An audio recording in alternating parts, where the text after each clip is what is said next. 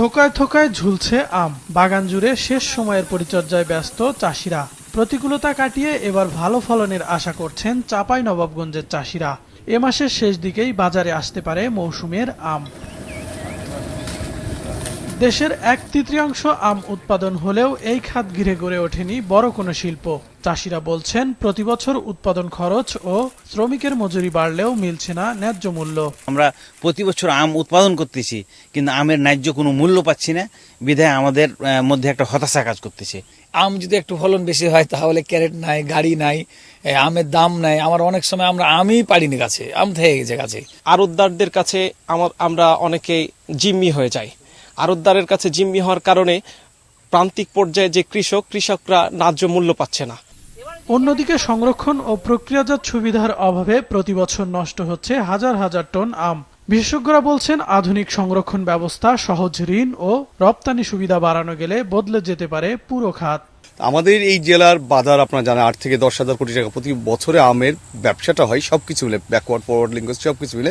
কিন্তু আমরা যদি 1/3 আম প্রক্রিয়াকরণে বা শিল্পায়নে ঢুকাতে পারি, তাহলে সেটা কিন্তু প্রায় 20,000 থেকে 25,000 কোটি টাকায় দাঁড়াবে। বাংলাদেশে আমের জন্য একটা শক্ত অবস্থানে আমরা আছি। উৎপাদনের দিক দিয়ে, এক্সপোর্টের দিক দিয়ে, প্রসেসিং এর দিক দিয়ে আমরা পিছিয়ে আছি, যেখানে উদ্যোগ গ্রহণ করা প্রয়োজন। আমের যদি বহুবিধ ব্যবহার না করা যায়, শুধু স্থানীয়ভাবে যদি আম খাওয়ার জন্য ব্যবহার করা হয়, সেই ক্ষেত্রে আসলে আমের যে একটা বাজার মূল্য সেটা পাওয়া যাবে না। অন্যদিকে রংপুরের হাড়িভাঙ্গা উৎপাদন কম হওয়ায় দুশ্চিন্তায় পড়েছেন চাষিরা। বলছেন, এই আম নিয়ে সরকারের দীর্ঘমেয়াদী পরিকল্পনার অভাব রয়েছে। এবার হাড়িভাঙ্গা আম যেভাবে প্রথমে মৌলটা আসছিল, কিন্তু মৌলে পছন্দ ধরার জন্যে আম কিন্তু হয় নাই।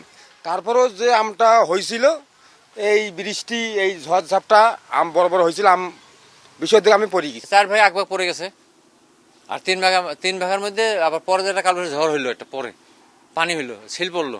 তখন ওই শিলে মনে করেন যে অর্ধেক নাই, আর অর্ধেক আটকে আছে। কৃষি সম্প্রসারণ অধিদপ্তর যদি কৃষকদের পাশে থাকতো, তাহলে কিন্তু এই যে প্রবল যে ঝড় বৃষ্টি, তাতে যে ক্ষয়ক্ষতিটা হলো, সেটি আসলে মোকাবেলা করার ক্ষেত্রে কৃষকরা কিছুটা হলেও সাপোর্ট পেত। যদিও বিদেশে আম রপ্তানির উদ্যোগ নেওয়া হবে বলে জানিয়েছে কৃষি বিভাগ। আমরা চাচ্ছি যে এটিকে কিভাবে আমরা এক্সপোর্টেবল করা যায়, সে আঙ্গিকে গবেষণার কাজ সাথে সাথে আমাদের অন্যান্য প্রায়োগিক কার্যক্রমও চলছে। সংরক্ষণ ও প্রক্রিয়াজাত শিল্প গড়ে উঠলেই বদলে যাবে আম চাষের সাথে জড়িত হাজারো মানুষের জীবন জীবিকা, বলছেন সংশ্লিষ্টরা। কাউসার আহমেদ, মাছরাঙা, নিউজ ডেস্ক।